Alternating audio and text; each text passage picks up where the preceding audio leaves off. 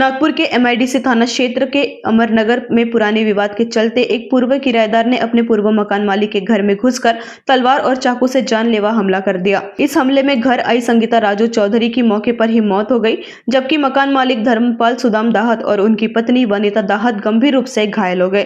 Police के मुताबिक आरोपी रोशन नीलकंठ तरड़ करीब 1 साल पहले पीड़ित परिवार के यहाँ किराए पर रहता था और पुरानी रंजिश के चलते उसने वारदात को अंजाम दिया। घटना के बाद स्थानीय युवकों ने आरोपी को घर के अंदर ही बंद कर दिया, जिसके बाद एमआईडीसी पुलिस ने मौके पर पहुंचकर दरवाजा तोड़ आरोपी को हिरासत में ले लिया।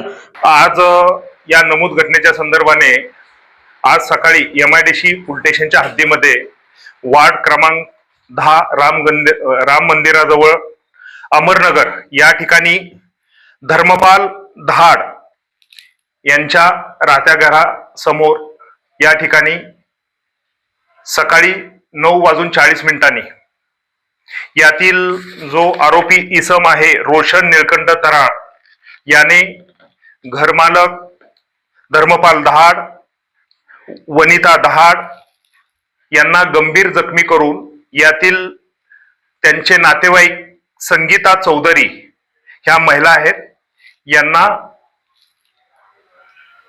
घातक हाताच्या साहाय्याने खून केला आहे।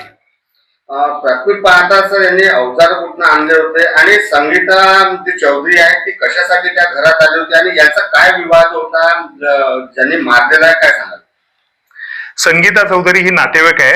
यातले जे घरमालक धर्मपाल दहाड आहेत त्यांची साली, इकडच्या भाषेमध्ये म्हटलं तर साली आहे, ती त्या ठिकाणी आलेली होती।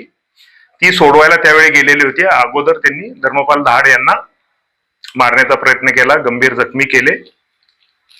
कुठल्या गुन्ह्याअंतर्गत आता यांच्यावरती कारवाई होणार आहे आणि आरोपींनी काय प्राथमिक माहिती दिली आहे याबद्दलची काय सांगाल? प्राथमिक दृष्ट्याचा तपास चालू आहे। घातक हाताच्या साहाय्याने खुनासारखा आणि जीवे 2 इसमांना गंभीररित्या जखमी करण्याचा गुन्हा केलेला आहे। आरोपीचा तपास चालू आहे, त्या संदर्भात पुढील कारवाई करत आहोत। सर, आरोपी पे इसके पहले के भी कोई गुना दाखिल है इस बारे में कुछ जानकारी? नहीं, उसका प्राइमरी बेस पे तपास चालू है। उसके बाद पूरा तपास होने के बाद एक के अलावा इसमें और भी आरोपी होने की संभावना है या एक आरोपी कितने हैं सर? अच्छा, प्राइमरी बेस तो एक का तो रोल दिख रहा है, बाकी का तपास चालू है। मामले की जांच पुलिस कर रही है।